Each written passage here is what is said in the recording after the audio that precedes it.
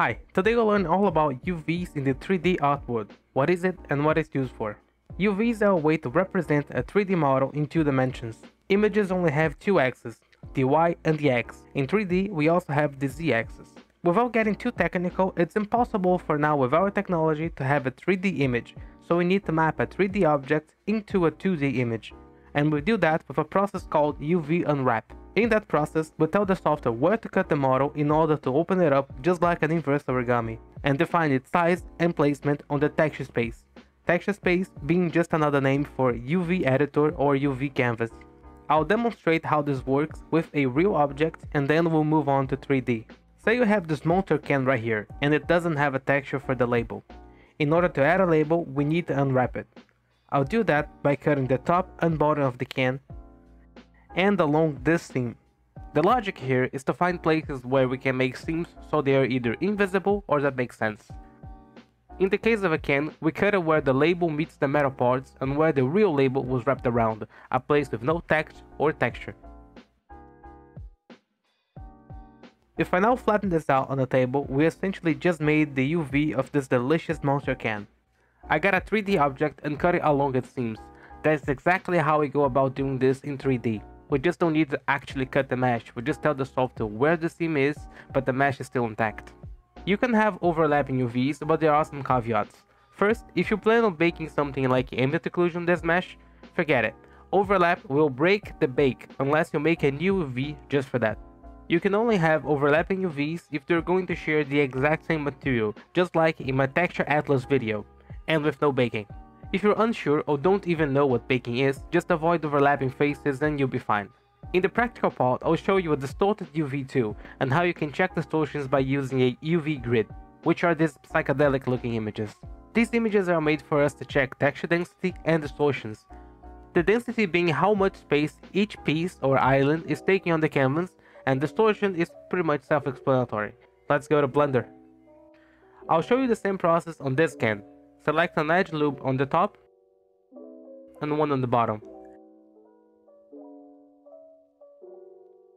and one here along the back, just like in the real one. Press Ctrl E and select Mark Seam. Go to the shading workspace and select the label material. Create an image texture. We're going to make the UV grid. We could do this later on, but making it now will help us make sure there is no distortions. Click on New and select either Color Grid or UV Grid. I like the Color Grid one.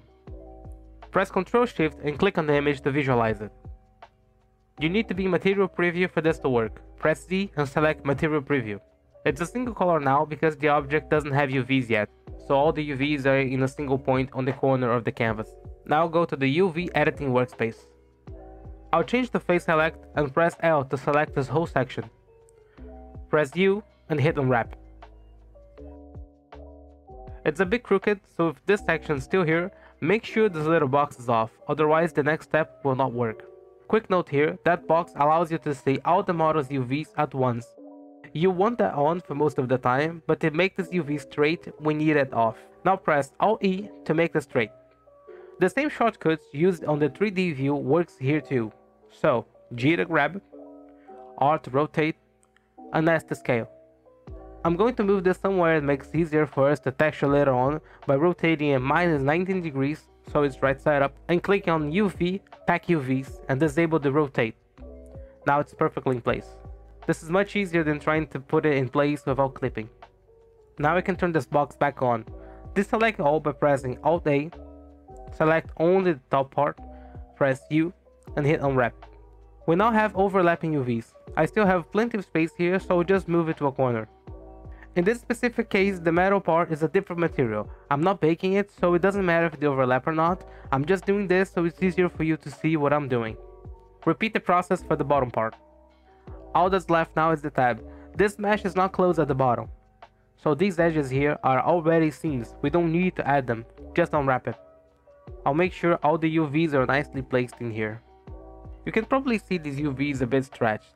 I'll scale this until it's not distorted anymore. That's why we made the UV grid.